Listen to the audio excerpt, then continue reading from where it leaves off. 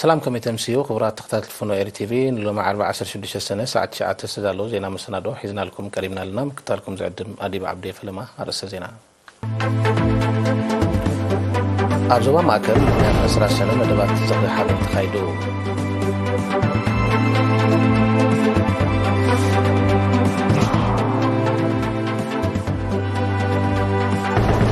علماء مع تمكات مدرب دانة تندركن مريتا مسلاتها بزبل تيما تذكرها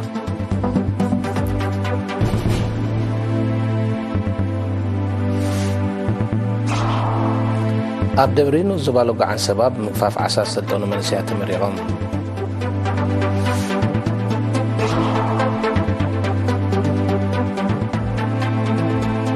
إيران مش هاجرات لاتين أمريكا تختمو زلا سماعات من مغزال ومسكيبا شبش السماعات تفراري ما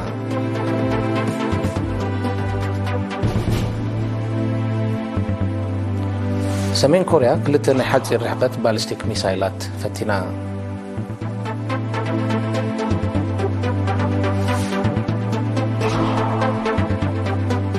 أفقماقم هندن باكستان نسبة صحيح ببلاو معبل سباون نواتاون قدات أوريدو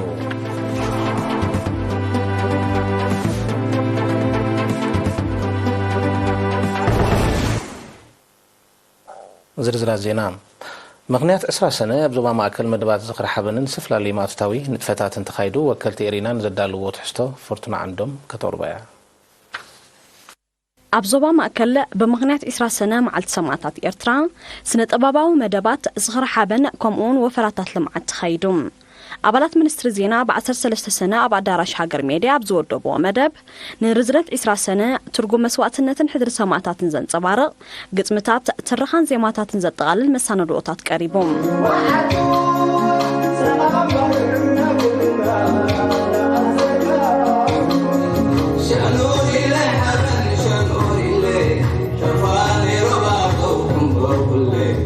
أبالات بيت صحفة هقدف زبا مأكل بعصرت 5 سنة زودبو تماساسا المدب دما نحلوف كيان وعلو جاقانون كومون هلو ولدوز كومو حدر سماعتات بزو كل مسانا دوتات استسنيان يروم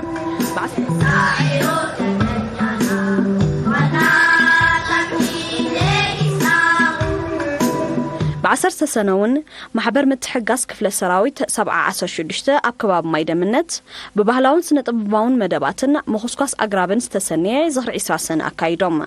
منفسا ورشايو تدامو لابدمي وطري رأيني يمالا لساب حلمي بمنفسي الزازيغي دعي نفسي نبزبلي بلين فوريو سقنتاتي إقاري نيريو ألو كل يوم بخالق وجن سرحتنياتات عن برباب شير كامباني أمام محدار كباب جرامين أسبوع سرجعة تمهارو كل سنة في التقطعنا أوروتا أبقى كوليجوم عبالات كوبانيا مقعزي حرق دما أما يدمنت بزبودو فراتات مسرح قناتها وزالاتات مخصوص أقرابن ماي مستين كومون كال نتفتات السلاسيلوم تساتفت أبزها بوريئتو نزخر سماعتات أبز تودبه ما أتتاو نتفتات مستافهم حابن كم السموعن بمتقاس ببقوانو استخلوا فلستات أقراب عبتزدد لدرجة خصاب زبتصح قبو مكتتالن نابيوتن كم زقبرلو أرغاقيتهم علماء مع التمكات مدرب دانة تندركن لو مع 16 سنة أبسمرا أصل منيستر حرشا تذكرها هزوا ركوات منيستر حرشا زلا أخذ حستو ملك زبطاب تداليلو دانا يتقبري هوت كتور بيان اتا علت مريت مسلاتا اب تحت زبل تيما اب حطو مسل دق انستيو اب غداي مريت اتكروب بمغبار كم تذكرت چنفر حزباو ركبات نايت مينستري حبيرو وانا دايركتور كفل حرشاوي اكستنشن اتو سمر املسوم ابز سمعو قال علامه علماوي معالتي ممكات مدربداننتن درقن نقحت حبرتسب اب تغداي كبن مبالن محبراو تساتفون متببعن اتز تمرص تيما دما ابنتاو تمكرو دق انستيو اب تغبار زلا شوتوتات معباله بحفشا اب زلاقي محدرا مريت دما بفلاي نمغلاح كمون تران مريحنتن دق انستيو نمبرح كم زخونه ابريهو አቶ ሰመረ አስዒቡ ካብ ጽባሕና ጽነት አትሒዙ ብልዑል ተሳትፎ ደቂ አንስትዮ ንዝተሰላሰለ ንጥፈታት ምዕቃብ ማይን ሐመድን ምህናጽ ዲጋታትን ከትርታትን ምትካል ቆጣብ ጻዓት መጎጎ አድሐነት ንጥፈታት ምግራብን ሕዛትን ዝምልከት በአሃዛት ዝተሰነየ ጸብጻብ አቅሪቡ ኣብቲ ኣጋጣሚ መልእኽቲ ፈጻሚ ጸሓፊ ውዕል ሕቡራት ሃገራት ንምምካት ምድረ በዳነት ንግብራዊ ተሳትፎ ደቂ ኣንስትዮ ኣብ ምምካት ምድረ በዳነትን ምድካይ መሬትን ዝገልጽ መግለጺ ብሃገራዊ ማሕበር ደቂ ኣንስትዮ ኤርትራ ከምኡውን ንተራን ዕማማትን ዓለማዊ ውዕል ምምካት ምድረ በዳነት ህሉ ሃገራዊ ኩነታት መደባትን ብድሆታትን ምምካት ደርቂ ከምኡውን ዛንታ ዓወት ኣብነታውያን ደቂ ኣንስትዮ ቀሪቡ ተሳተፍቲ ድማ ኣብ ምድላው ውሁድ ሃገራዊ ስትራቴጂን ውጥንን ምምካት ምድረ በዳነትን ደርቅን ምሕያል ደገፍ ተሳትፎን መሰላትን ደቂ ኣንስትዮ ኣብ ግቡእ ተጠቃምነት መሬትን ኩለንትናዊ ልምዓትን ከምኡውን ኣብ ትግባር ውሑስ ተጠቃምነት መሬት ሕርሻ ዘተኮሩ ርእቶታትን ለበዋታትን ኣቕሪቦም ኣብቲ ናይ ዝኽሪ መደብ ካብ ሚኒስትርታት ሕርሻ መሬት ማይና ከባብን ዞባዊ ምምሕዳር በዓል ስልጣን ኣግራብን እንስሳ ዘገዳምን ከምኡውን ካብ ሃገራዊ ማሕበር ደቂ ኣንስትዮ ኤርትራ ዝተወከሉ ሓለፍትን ክኢላታትን ተሳቲፎም ነይሮም ኣብ ደብርን ዞባ ልጓዓን ሰባብ ሚኒስትሪ ሃብቲ ባሕርን ምሕዳር ዞባ ጋሽ ባርካን ዝተወደበ ስልጠና ምግፋፍ ዓሳ ዝቕስሙ 10 ደቂ ኣንስትዮ ዝርከብዎም 18 መንእሰያት ብ15 ሰነ ተመሪቖም እቲ ብክለሳ ሓሳብን ግብርን ዝተዋሃበ ናይ 10 መዓልታት ስልጠና ምግፋፍ ዓሳ ብዲጋን ምኽሻን ስጋ ዓሳን ከምኡውን ምሕምባስ ዘጠቓለለ እዩ ኣካያድ ስራሕ ምሕዳር ከባቢ ደብረ ዓዳሃንስ ኣቶ እዮብ ተክለ ማርያም ኣብ ዝሃበ ሓበሬታ ዘላቶም ዲጋ ካብ ምውሓስ ምንጪ ሰተማይን ሰብን ጥሪትን ሕርሻን ሓሊፋ ዓሳ ክፋርየላን ተጠቀምቲ ክኾኑን ምኽኣሎም ነቲ ከባቢ ዓብ ለውጢ ከም ዝኾነ ገሊጹ ኣመሓዳርን ዞባ ልጓዓን ሰብ ኣቶ ብርሃም ሓጎስ ብግድኡ ተጀሚሩ ዘሎ ንፈታት ምርባሕ ዓሳታት ተስፋ ዝህብ ከም ዝኾነ ብምጥቃስ ሰልጠንትን ዝቐሰምዎ ፍልጠት ብግቡእ ክሰርሕሉን ናብ ካልኦት ከም መሓላልፎን ተላብዮም ደብሪ ሓንቲ ካብ 22 ዓድታት ምሕዳር ንኡ ዞባ ልጓዓን ሰባ ኮይና ካብ መቐርካ ንሸነኽ ምብራቕ ኣስታት 3 ኪሎ ሜትር ርሒቓ ትርከብ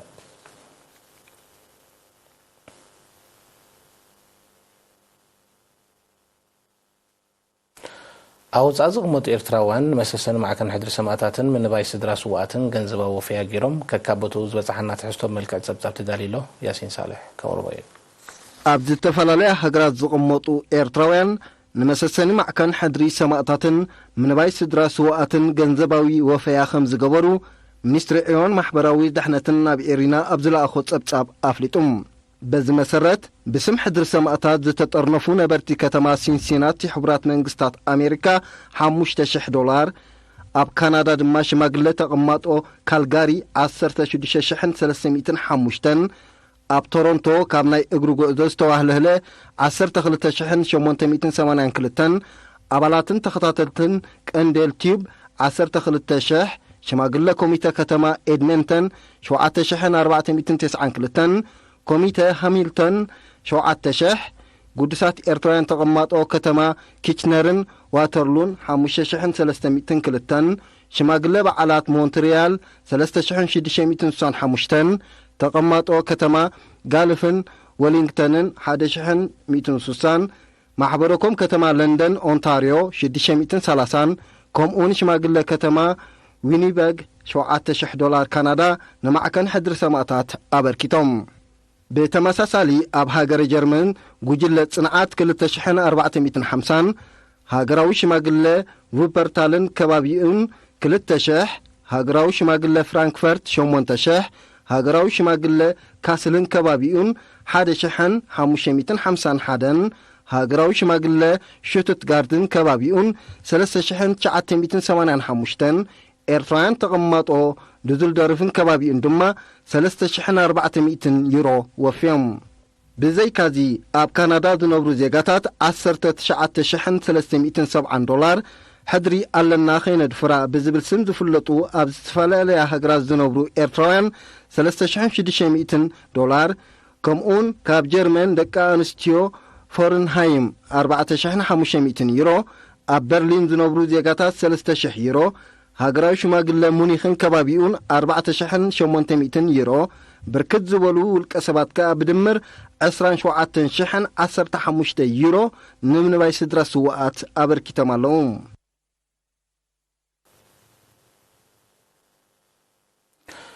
ተቐማጦም ምሕዳር ከባቢ ተረኣምኑ ንዞባ ድዋርዋ ገንዘቦምን ግልቦቶምን ኣዋሂዶም ዋሕዲ መምሃሪ ክፍልታት ቤት ትምህርቲ ምባእታን ማእከላይን ደረጃን ምፍታሕ ተበግሶ ወሲዶም ኣመሓዳርን ኣካያዲ ስራሕን ናይቲ ምሕዳር ከባቢ ንኤሪና ብዝሃቦ ሓበሬታ ነበርቲ ዓድታት ታኺታ ጉይላን ተረኣምንን ብዝዋፅዎ ልዕሊ 450,000 ናቕፋ 4 ክፍልታት ምስራሕ ዝተጀመረ ዕማም ኣብ ደረጃ ምፅፋፍ ከም ዝበፅሐ ገሊፆም ኣነባበርትን ኮሚቴ ወለድን በወገኖም ኣብ 2021 ህቡብላ ዝተሓወሶ ዝናብ ኣብታ ቤት ትምህርቲ ንዘውረዶ ዕንወት ኣስታት 70,000 ኣፋብ መውፃእ ከም ዝጸገንዎ ብምዝካር ኣብዚ እዋን እዚ ድማ ዓቕምታቶም ኣዋሂዶም ተወሳኺ መምሃሪ ክፍልታት ይሰርሑ ከም ዘለዉ ሓቢሮም ርእሰ መምህርታ ቤት ትምህርቲ መምህር ግርማይ መሓሪ ድማ ጽበት መምሃሪ ክፍልታት ምፍዋስ ተቐማጦ ዝወሰድዎ ተበግሶ ንመስርሕ መምሃር ምስትምሃርን ተዛማዲ ምቾት ዝፈጥር ምዃኑ ኣረድዮም ቤት ትምህርቲ መባእታ ማእከላይ ደረጃ ተራእምኒ 15 ክፍልታት ዘለዋ ኮይና ኣብዚ እዋን እዚ ን1763 ተማሃሮ ኣገልግሎት ትህብ ኣላ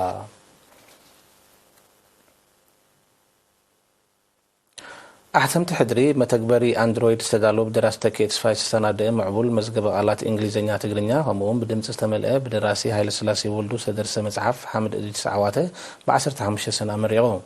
ኣብቲ ኣጋጣሚ ካብ ኣሕተምቲ ሕድሪ ኣቶ ኤፍሬም ሃብተፅዮን ናብዚ እዋን እዚ መፅሓፍ ካብ ዝሕተመ ወረቐት ሓሊፉ ዝተፈላለዩ ኣግባባት ናብ ኣንበብቲ ይበፅሕ ከም ዘሎ ጠቂሱ መፅሓፍ ሓመድ እድሪስ ዓዋተ ብድምፂ ገዲም ጋዜጠኛ ኣስመሮም ሃብተማርያም ተመሊኡ ቀሪቡ ከም ዘሎ ሓቢሩ መዝገበ ቃላት ኣብ ዕቤት ሓደ ቋንቋ ከምኡውን ኣብ ዕቃበ ቃላት ሓረጋትን ብሂላትን መሰረታዊ ምዃኑ ጠቂሱ ድማ ኣሕተምቲ ሕድሪ ነዝተገንዚቡ ነቲ ብኣቶ ተኪ ተስፋይ ኣብ 2012 ዝተሰናደአ ምዕቡል መዝገበ ቃላት እንግሊዝኛ ትግርኛ ብውሽጣዊ ዓቕሚ ሞያውያን መንእሰያት ብዝማዕበለ መተግበሪ ኣንድሮይድ ከም ዘዳለዎ ገሊጹ እቲ ዕላማ ነዚ ኣስታት 144,000 ቃላት ሰፊሮ ዘሎ መዝገበ ቃላት ኣብ ሞባይል ኮነ ታብሌት ብምፅዓን ብዘቐለለ ኣገባብ ንምጥቃም ከም ዝኾነውን ኣብሪሁ ኣቶ ተኪ ተስፋይ በወገኑ ኣሕተምቲ ሕድሪ ዓብ ስራሕ ከም ዝዓመሙ ብምግላጽ ከምዚ ዓይነት ስራሕ ኣብ ቋንቋ ትግርኛ ጥራይ ከይተሓፅረ ኣብተን ካልኦት ቋንቋታት ሃገርና እውን ክስራሓሉ ተላብዩ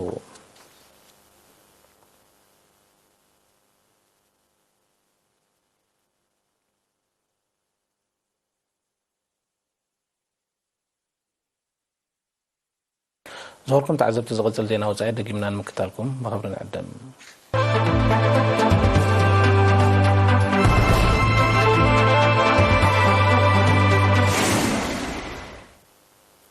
ዜና ወፃኢ ኢራን ከም መቐፀልታ ናይቲ ምስ ሃገራት ላቲን ኣሜሪካ ትኽትሞ ዘላ ኩሉ መድያዊ ስምዓት ምስ ኪዩባ 6 ስምዓት ተፈራሪማ እቲ ስምዓት ኣብ 3 ሃገራት ናይቲ ዞባ ዓዶት ከካይድ ዝቐነየ ፕረዚደንት ኢራን ኢብራሂም ራኢሲ ትማል 15 ሰነ ምስ ላዕለዎት ሰመዚ ኪዩባ ኣብ ከተማ ሃቫና ኣብ ዘካይዶ ርክቢ ተበፂሑ ክልቲአን ሃገራት ኣብ ንግዳዊ ጥዕናውን ቴክኖሎጂካውን ጽላታት ብሓባር ክሰርሓ ተሰማሚዒን ኣለዋ ኢራን ኣብ ዝሓለፈ ሳልስተ እውን ምስ ቬኔዙላን ኒካራጓን ተመሳሳሊ ስምዓት ከም ዝኸተመት ይዝከር እቲ ስምዓት ዝምድና ኢራንን ሃገራት ላቲን ኣሜሪካ ንምድንፋዕ ክካየድ ንፀንሐ ንጥፈታት ንቅድሚት ዝደፍእ ምዃኑ ይግለጽ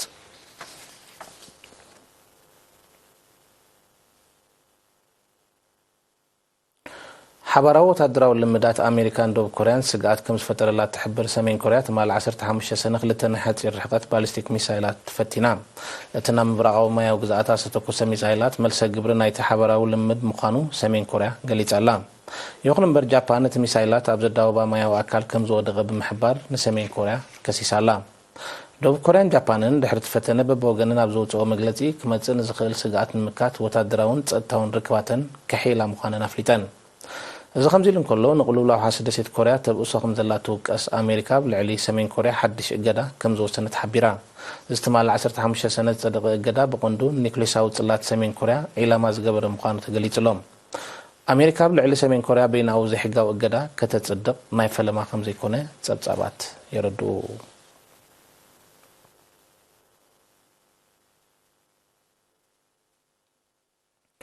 ካብ ሰለማዊ ውቅያኖስ ተበገሰ ህቡላዊ ማዕበል ፒቦር ጆይ ምዕራባዊ ግማግም ህንዲ ኣብ ዝበፅሓሉ ብዘሰዓቡ ሓደጋታት ሰብኣውን ዋታውን ጉድኣት ኣውሪዱ እቲ ኣስታት 150 ኪሎ ሜትር ኣብ ሰዓት ብዘሕንበብ ንፋስ ተደፍአ ህቡብላ ኣብ ዕኑድ ኤሌክትሪክ ብዘውርዶ ዕንወት ኣብ ሰፊሕ ክፋል ምዕራባዊ ግማግም ህንዲ ኣገልግሎት ኤሌክትሪሲቲ ከም ተቋረፀ ተሓቢሩ ሓያሎ ኣባይቲ ትሕቲ ቅርፂ መጓዓዝያን መዕሸጊ መራኽብን ከም ዝዓነወ ዝተቐሱቶም ጸብጻባት ብውሕዱ 10 ሰባት ከም ዝሞቱ ኣፍሊጦም እቲ ኣብ ደቡባዊ ፓኪስታን እውን ክሳራታት ዘውረደ ባህርያዊ ሓደጋ ገና ካብቲ ከባቢ ከም ዘይረሓቐ ዝተቐሱ ሰመዚ ምስኡ ተኣሳሲሩ ተዋሲቱ ዘሎ ብርቱዕ ዝናብን ዕልቕልቕን ተወሳኺ ክሳራታት ከየውርድ ከም ዘስግእ ኣሚቶም መንግስታት ህንድን ፓኪስታንን በዚ ባህርያዊ ሓደጋ ኣብ ዝተጸለዉ ከባቢታት ዝነብሩ 180,000 ሰባት ናብ ውሑስ ቦታ ናይ መግዓት ስጉምቲ ከም ዝወሰዱ ተሓቢሮ ኣብዛ ሒዝናያ ዘለና ወርሒ ሰነ ብደረጃ ዓለም ክብረ ወሰን ዝሓዘ መጠን ዋዒ ከም ተመዝገበ ጸብጻባት ሜትሮሎጂ ሓቢሮም ኣብ ፈለማ መዓልታት ናይ ዝወርሒ እዚ ማእከላይ ገምጋም ዋዒ ዓለም ልዕሊ 1.5 ዲግሪ ሴንቲግሬድ ከም ዝበፅሐ እቶም ጸብጻባት ወሲኾም ይጠቕሱ أتخستت نسعبينات كلمة ونوتس زملكت مخانوز قلتو كيلاتات نمكتو حبراو تعري كحيل صوعي مالهم أبكتشن 15 بكتما باريس فرنسا سبصح أهوراو على كلمة جمجم وقت علمنا قاب حدا 5 ديجري سنتيغريد كيحلف مقطع منبارو يفلت نتسمع نمتكبار متأن تتكامنت كسل بمقدال تحدث ساعات كدفعلو أبزبل مرداء تبصح منبارو يذكر يخون منبر نتسمع نمتكبار استكاس أهوراو سقمتات يوستت كم زيله صبصبات يردوم كلمة ونوتي أبزوان زخب كنديت أنكتات سبعون كتباون كساراتات علمنا كوينهم زلو يفلت تمال 15 سنة كفل هاجر تكساس أمريكا بستغستو بلا سواون واتاون كساراتات كم زورة تحبيرو بتحدقا بسلسلوت كتما بريتون حيالو أبايت تحت غرزن كالإن زد تقلل واتاو عنوات كم زورة تتوسو سمزي سبيلاو دحنة زوبا بوحدو 3 سوات كم زموتو أرديم كبيد محسيتي زوردهم زركبهم بوحدو 100 سوات كم زوصلون تقليتو مستبهريا وحدقا بستأساسر ناستات كلتا 100 سوات قرب حيل إلكتريستي تغاليتهم زلو دما تحبيرو أب أمريكا زمزقب زلو بحريا وحدقاتات بزفترو السقات لعلى 5 مليون سبات أبزر كبو دوبا مراغن نايت هاجر زلع عليه ناي بحريا وحدقا متنقرتا تأوج الله نسعى السدالو حفشاو زينا مسنادون مزام كأن ندفاتو كدق ملكم أبغى معكل بمغنيات 10 سنة مدبات زغر حبن تخيلو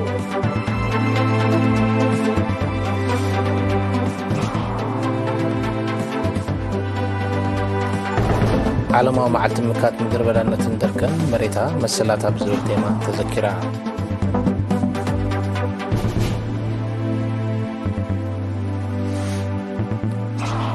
أب دبرين زبالوغ عن سباب بمقفاف عساس سلطنو ملسيات تمريقهم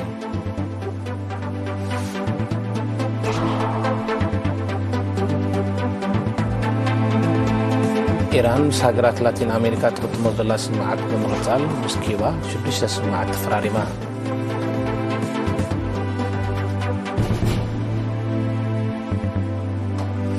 سمين كوريا كلتا نايحات يرحقت بالستيك ميسايلات فتنا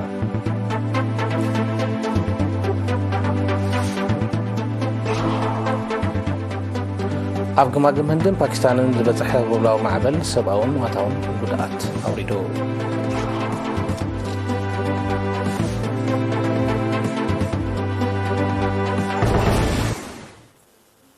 بارك زقركم تعذبتنا الساعة سدالو زيناتات الشنوزان أفسزازيم الله سلام كتالكم نمسكن سلام